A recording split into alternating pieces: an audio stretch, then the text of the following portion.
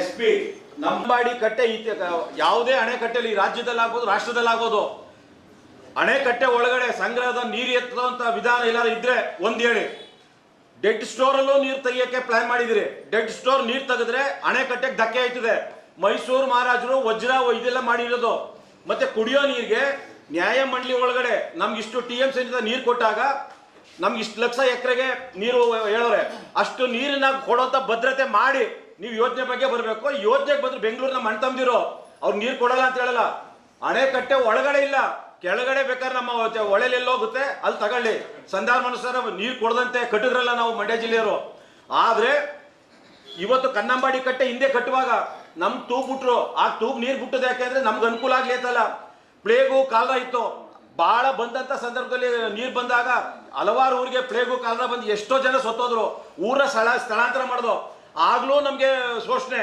ಈಗಲೂ ಕಾವೇರಿ ನೀರಿನ ವಿಚಾರದಲ್ಲಿ ನ್ಯಾಯಮಂಡಳಿ ಸಂಪೂರ್ಣ ರಾಜ್ಯ ಸರ್ಕಾರ ಕೇಂದ್ರ ಸರ್ಕಾರ ಇದಕ್ಕೆ ಸ್ಪಷ್ಟವಾದಂತ ಮಾಹಿತಿ ಇಲ್ಲದಂತೆ ನಮ್ ಹಿತ ಕಾಪಾಡ್ತಿಲ್ಲ.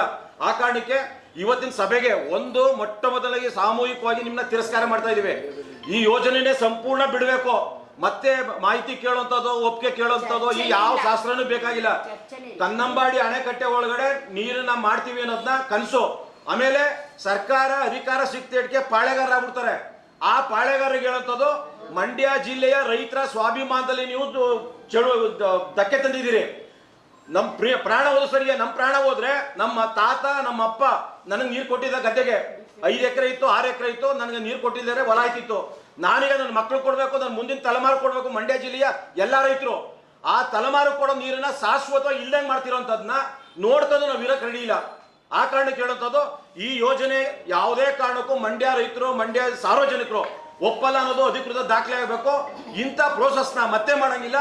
ಯಾವುದೇ ಮುಖ್ಯಮಂತ್ರಿ ಯಾವುದೇ ನೀರಾವರಿ ಮಂತ್ರಿ ನಮ್ಮ ಜಿಲ್ಲಾ ಹಿತ ಕಾಪಾಡಬೇಕಾದಂತ ಜಿಲ್ಲಾ ಉಸ್ತುವಾರಿ ಮಂತ್ರಿ ನಮ್ಮ ಜೊತೆಲೆಲ್ಲ ಬೇರೆ ಯಾವುದೇ ಕಾರಣಕ್ಕೂ ಇಂಥ ಮಾಡಿದ್ರೆ ಅವ್ರ ವಿರುದ್ಧನೂ ನಾವು ತೀವ್ರ ರೀತಿಯ ಪ್ರತಿಭಟನೆ ಮಾಡ್ತೀವಿ.